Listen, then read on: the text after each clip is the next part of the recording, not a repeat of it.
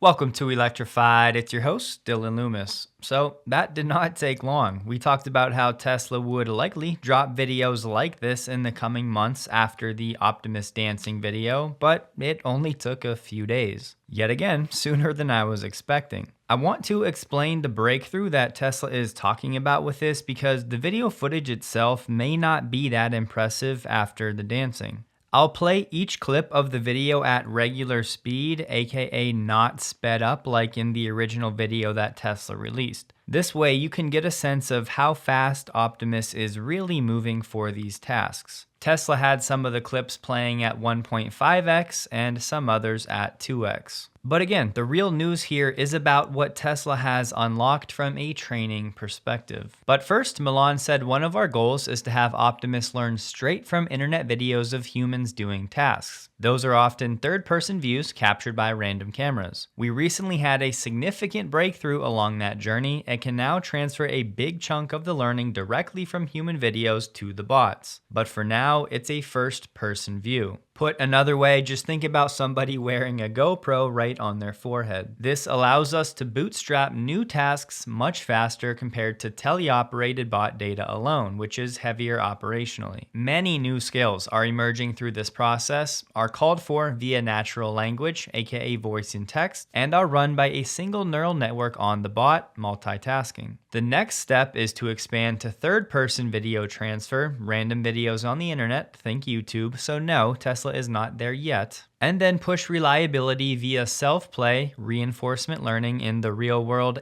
and or in the synthetic simulated world as well. Murtaza from Tesla said, I want to make clear how crazy impressive this result is. We can now do bimanual dexterous manipulation across a wide range of tasks with barely any data on these skills coming from teleoperation. As we know, teleop does not scale, but it turns out human video does. This means Optimus can now rapidly pick up new skills with significantly less effort than before. What's next? You guessed it, reinforcement learning. To date, Tesla has been using teleoperation more to train Optimus. This is where humans wear those motion capture suits or they use remote controls to effectively guide the robot's every movement. So not only was teleoperation labor intensive and slower, but it really doesn't generalize well. Think about it like this during the pot example. Optimus stirring one specific pot doesn't really translate to stirring many different pots or using many different spoons at different heights, etc.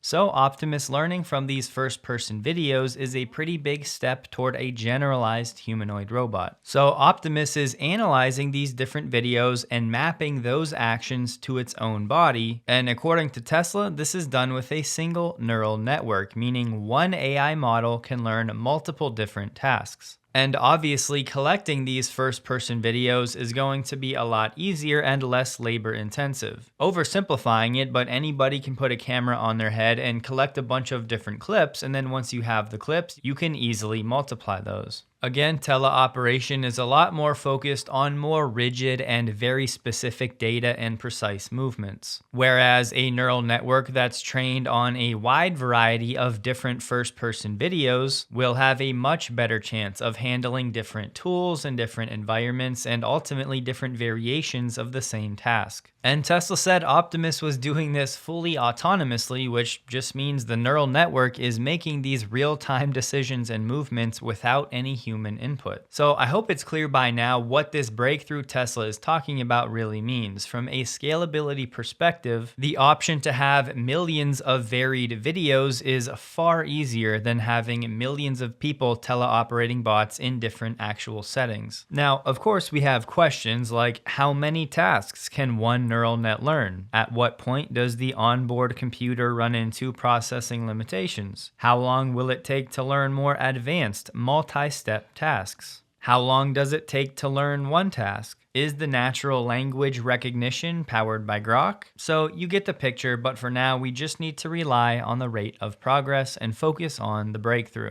Again, instead of Tesla needing a bunch of humans to wear a bunch of motion capture suits, in theory, Tesla could now collect video training data by just having anybody anywhere wear head-mounted cameras or whatever else while they do their everyday tasks in a bunch of different settings. Doing it that way is obviously much cheaper and faster faster, and it really can be done by anyone, anywhere. So I'm not saying they will, but Tesla could basically crowdsource millions of different videos teaching Optimus all of these different tasks without needing any equipment. In case it hasn't clicked yet, just think about FSD and everything we've learned about neural nets and what they thrive on. The answer?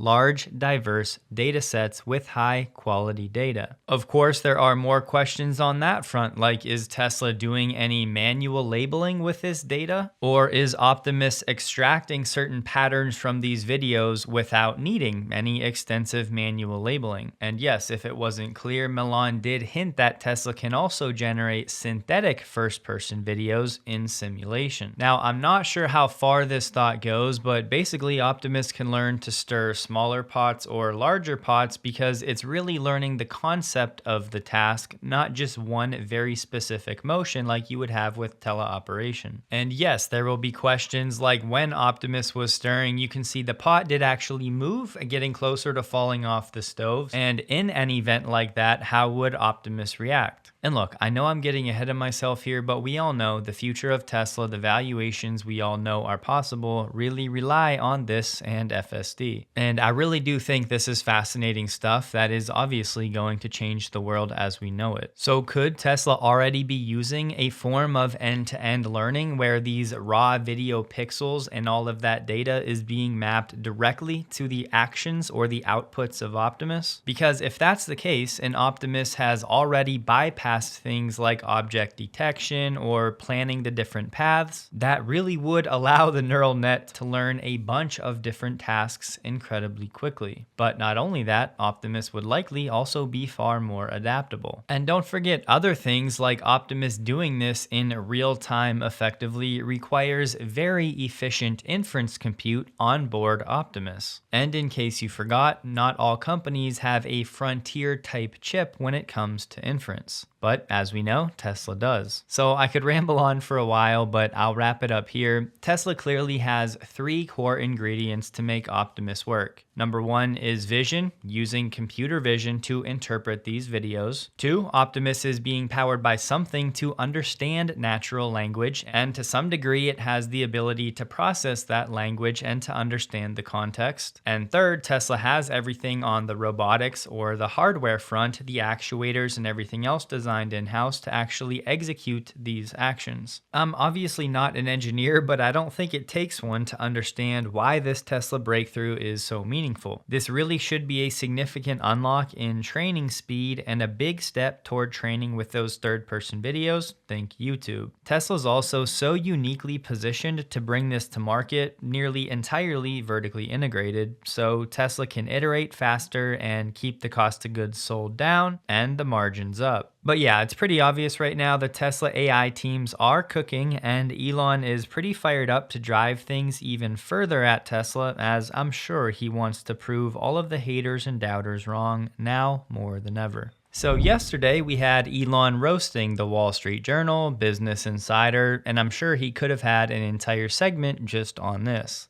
And this click-maxing culture that we live in led me to X, direct to the source. It is where many people go to get news, but for me, even X now has a bias. Obviously, it has an algorithm that feeds you certain things. And not only that, but the news is oftentimes shared through accounts that have a political lean, whether it's apparent or not. So to get away from the noise and the drama, I find myself getting most of my news from Ground News, the sponsor of this video. It uses no algorithms, there are no accounts cherry-picking quotes or headlines, and any political bias of the outlet reporting is immediately exposed, and you can instantly jump to any entire article you want. Ground News is a website and an app developed by a former NASA engineer, and ultimately their mission is to help us stay informed without the political bias. I could go on and on about the features, but they have a free version, so you really have nothing to to lose if you just want to take a second, download it, and browse around. Given my schedule right now, I have no time to be doom scrolling through X looking for news, and ground news really is my tool of choice to stay informed as accurately and efficiently as possible. And personally, I would pay for the Vantage plan just to have access to the blind spot tool, because as I have conversations with people across the aisle, it really is a game changer for helping me to understand where they're coming from. I really do enjoy supporting ground news in this media climate, so if you'd like to do the same, you can head to ground.news/electrified linked below, or use my QR code on the screen to get 40% off the Vantage plan for unlimited access. Our Transportation Secretary Sean Duffy shared some video with Elon at Giga Texas. He basically said he was thrilled about the future of autonomous vehicles, and he made it very clear America wants to lead in autonomy. America is going to change, the technology is going to change, and Elon jumped in and reiterated how important it is to have a federal framework for regulations, and everybody in the AV industry is pushing this, as you'll see from Waymo later today, and Sean said the same thing in this video. The DOT and NHTSA and everybody knows this needs to happen now. The only question is, how long will it take? But as we've said, it's going to take Tesla time to perfect unsupervised and to scale up, so this could all happen quite serendipitously in 2026 or 2027. And Tesla could have the next 12 to 18 months to do a prudent rollout and scale up in a few different cities and states before that federal framework is in place. And it shouldn't be as refreshing as it is, but hearing Sean say that Tesla is such a great company pushing this technology forward, being one of the leaders in the space, it's just nice to see Tesla get that recognition, because for a long time it really did not. Car Scoops got some spy shots of the new Model Y Performance that was seen at the Nürburgring. It still had the camouflage, but there are certainly some takeaways. As always, I want to make it clear these prototype pictures you're seeing could always be different than the final version. Maybe they have different wheels, maybe they make some other tweaks. That's always a possibility. Naturally, a lot of people are talking about the wheels. They're definitely different than the 21-inch Arachnid wheels that you can get on the Model S, but they're somewhat similar. Car Scoop said it's sitting on Pirelli P0 tires, and they're guessing that they're 21-inch rims, but they might be staggered like the Model 3 Performance. Now, they did say this Model Y prototype sticks with a standard bumper and doesn't get the upgrade like the Model 3 Performance, but I think Car Scoops is a bit confused, because if you look at the new Model Y, even just the rear-wheel drive and all-wheel drive, it already has that more aggressive bumper with the air intakes on either side, just like the Model 3 Performance. They said it has sport seats up front with added bolstering like the M3P.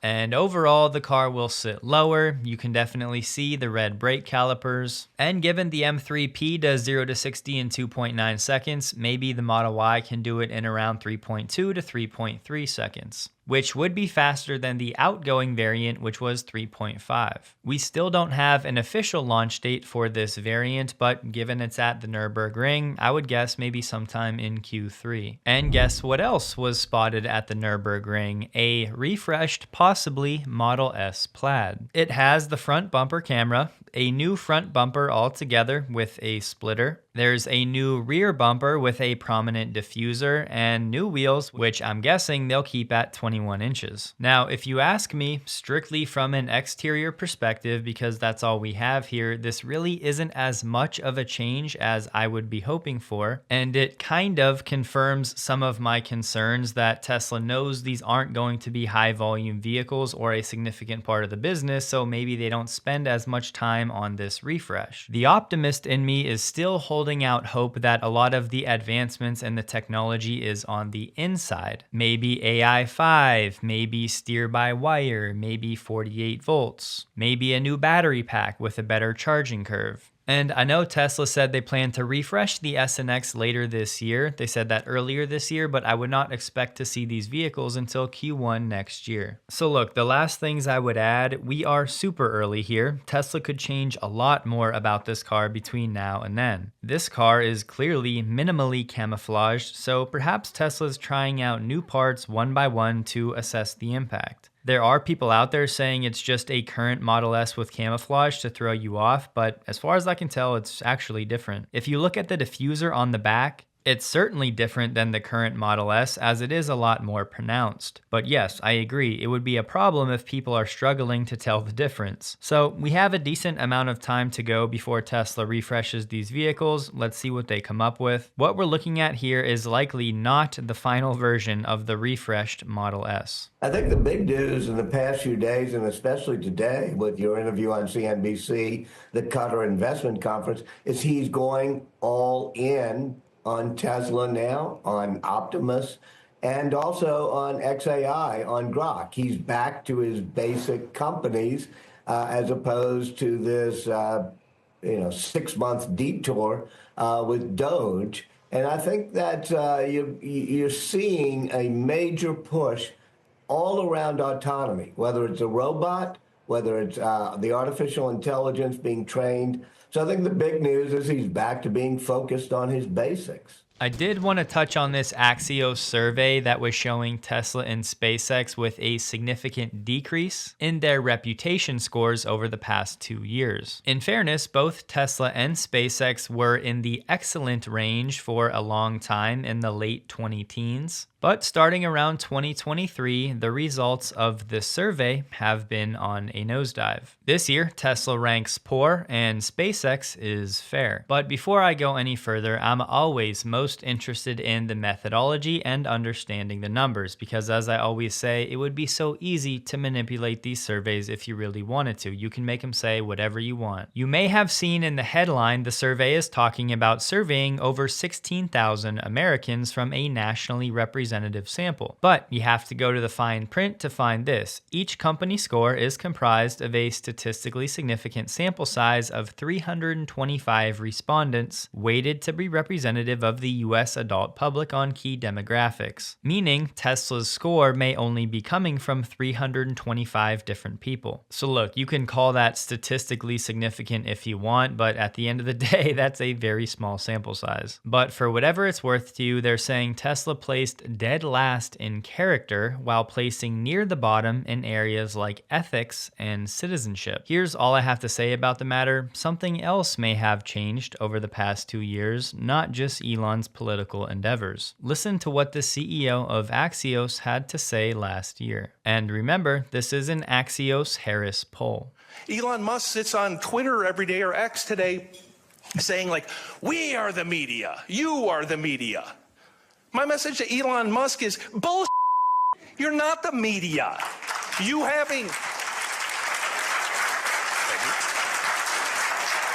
having a blue check mark, a Twitter handle, and 300 words of cleverness doesn't make you a reporter. You don't do that by popping off on Twitter. You don't do that by having an opinion. You do it by doing the hard work. So make of that what you will, and as I like to say, modern polls are meant to influence views, not reflect them. It'll go widely overlooked, but ChargePoint and Eaton have announced a new partnership, which does make a lot of sense, as installing these EV chargers usually does require some significant electrical upgrades, whether it's transformers, panel boards, or an overall grid connection. That's likely where Eaton's leverage comes in, their power management expertise. And on the other hand, ChargePoint has the charging hardware and some technology, so they can work together to streamline this process. To deliver that value such that an electrified fleet of buses or delivery vans, for example, is less expensive to operate than a fleet of gas-powered vehicles. So that's what we're really focused on, is making this work economically regardless of government incentives. The release was short on detail, but basically the companies are going to form integrated solutions that combine ChargePoint's chargers with Eaton's electrical components. For now, they're planning to serve residential and commercial, and they'll have a focus on fleet charging projects across the US, Canada, and Europe. When you're focused on safety, we think that should be at the federal level. And President Trump and Secretary Duffy have both been very supportive of that.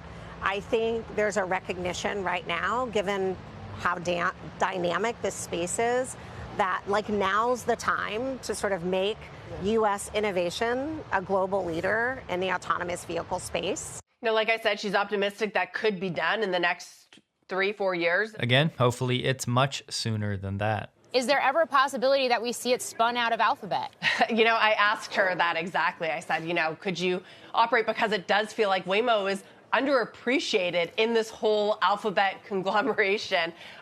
Its last valuation was, I believe, around $45 billion, right? And that is a huge sort of different from what you see Tesla valued as a robotaxi company. She said that right now, you know, they love being under the Alphabet umbrella. It gives them capital, it gives them access, it gives them technology, but she didn't allude to any plans for that in any near future. And are we really that surprised? Because in that event, Waymo would have to open up all of their financials to the public, and I can almost guarantee you they are not ready to do that.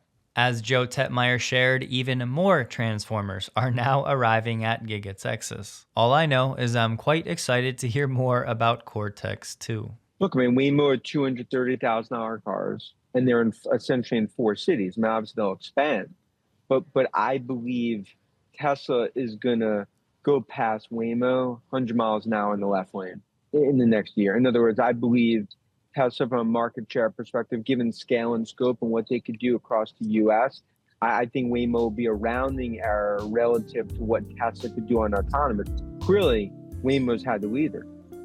But I don't view that as something that's static. I think Tesla has a huge opportunity ahead of it. Tesla stock closed the day at $334.62, down 2.68%, while the NDX was down 1.34%. The volume was 10% below the average. Don't forget, check out Ground News linked below if you want a more stress-free and peaceful way to consume accurate news efficiently. Hope you guys have a wonderful day. Please like the video if you did. You can find me on X linked below, and a huge thank you to all of my Patreon supporters.